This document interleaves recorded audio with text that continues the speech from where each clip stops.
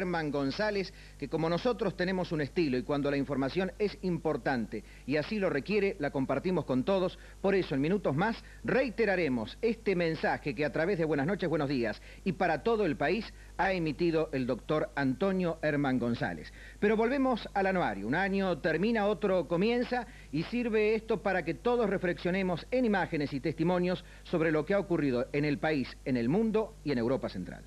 1989. Todo el este de Europa busca y comienza a encontrar su libertad. Lo contrario acontece en la frontera entre Hungría y Rumania, un ex país hermano socialista. Los rumanos son prisioneros en su propio país.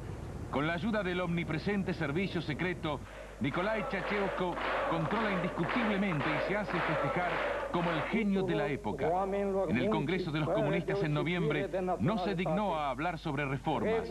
En vez de eso, prometió un futuro de oro del comunismo. Los corruptos funcionarios lo aplaudieron. Indudablemente, allí no finalizaría todo.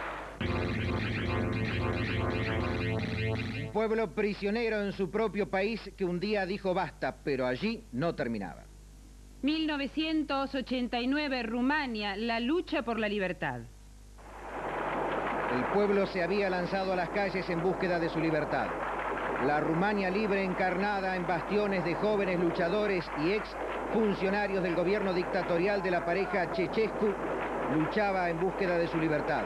La tradicional, especialísima y peligrosa policía secreta rumana enfrentaba a las huestes populares en combates realmente encarnizados que destruían edificios, verdaderas manzanas y provocaban miles de muertos y miles de heridos que poblaban los hospitales y se reclamaba la ayuda del Pacto de Varsovia. Los días del dictador Ceausescu estaban llegando a su fin.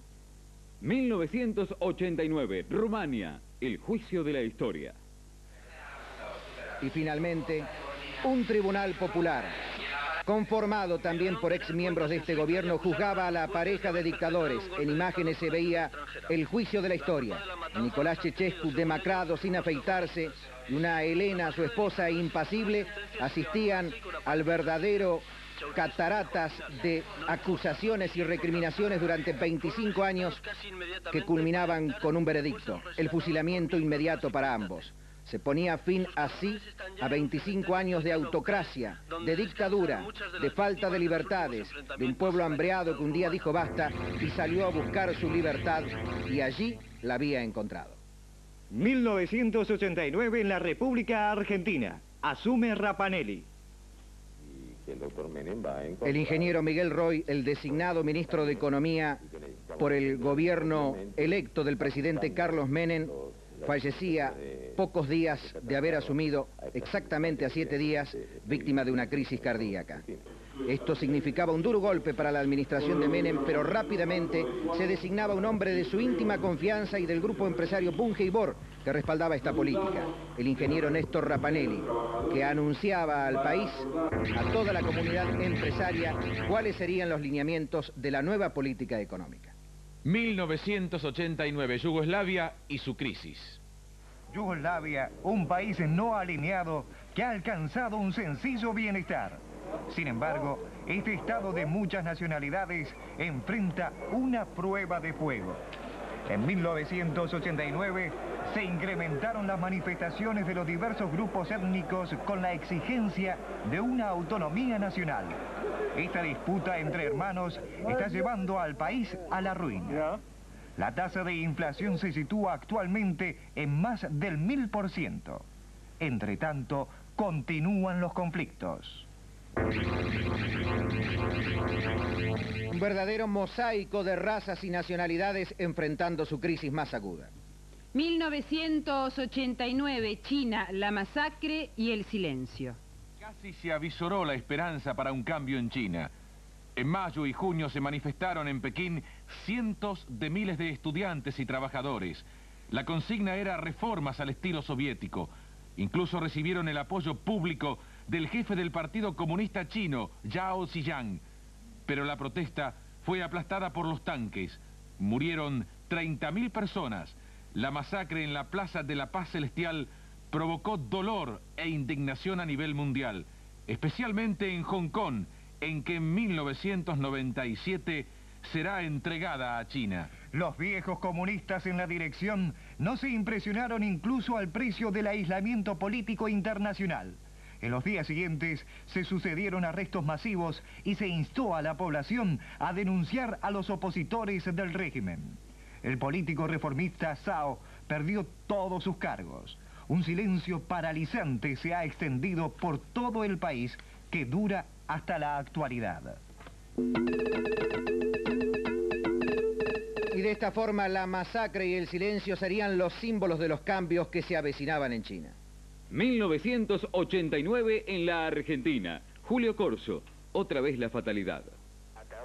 Pocas semanas después de haber perdido al ministro de Economía, el ingeniero Miguel Roy, un nuevo golpe esperaba a la administración de Carlos Menem. Julio Corso, uno de sus mejores amigos y pieza fundamental en el nuevo mosaico político del gobierno justicialista, fallecía trágicamente en un accidente de aviación en Misiones.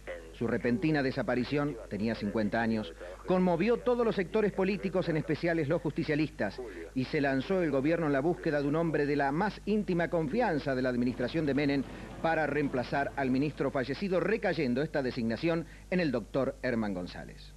1989, el show de la perestroika. Mikhail Gorbachev, jefe del partido y del Estado soviético. Todos los que exigieron reformas en el bloque del Este el año pasado se remitieron a él.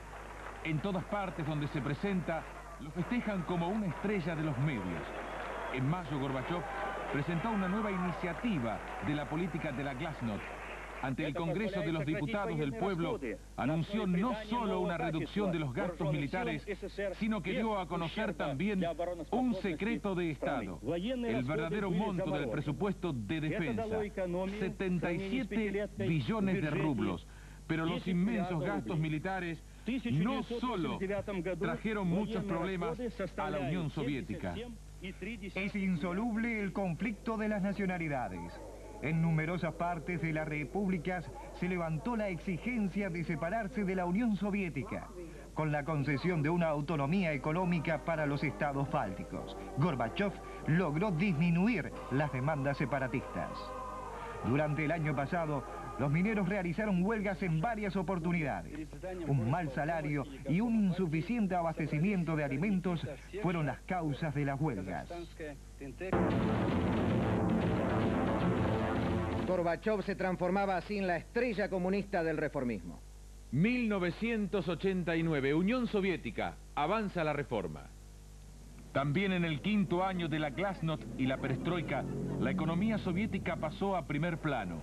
La resistencia de los opositores a las reformas, burocracia y negligencia paralizaron nuevamente la materialización de la reestructuración económica. Gorbachev está enfrentado a la tensión de dos posiciones.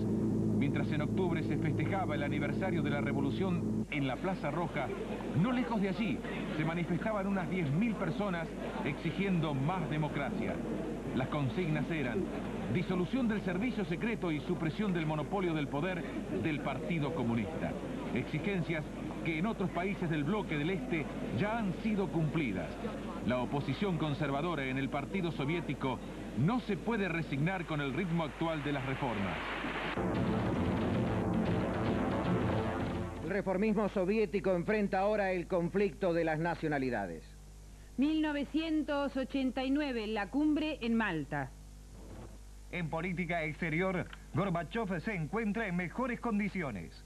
Pese al mal tiempo, la cumbre de Malta con el presidente norteamericano George Bush fue un éxito total. Avances sustanciales en el desarme tal vez serán posibles a mediados de 1990. Pero las conversaciones se realizaron especialmente en el espíritu de las radicales transformaciones en el este. La interpretación conjunta de ambos presidentes. Los procesos de reformas son un símbolo de que la Guerra Fría pertenece definitivamente al pasado. Sin embargo, Gorbachev mostró cautela ante la cuestión de la reunificación alemana. No hay que cuestionar las fronteras de posguerra, ni tampoco acelerar artificialmente los desarrollos de Europa, dijo Gorbachev en una conferencia de prensa al final de la cumbre de Malta. Esto fue una verdadera premiere. Por primera vez, un presidente soviético y norteamericano entregaron información conjunta a los periodistas. Fue la cumbre del éxito total que le daba al mundo una esperanza de paz. 1989 en la Argentina. El caso Monzón.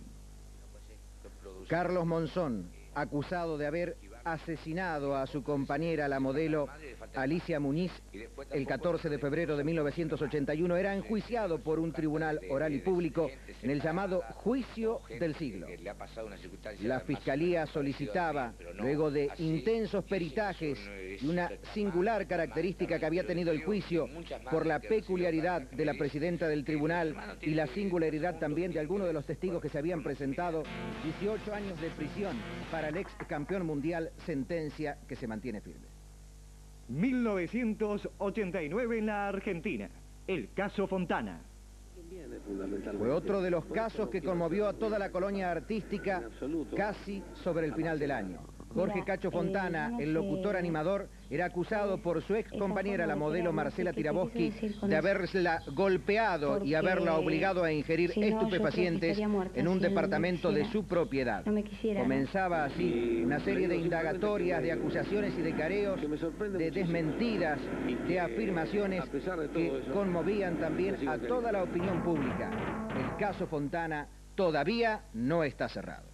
Volvemos enseguida con los conflictos en el mundo.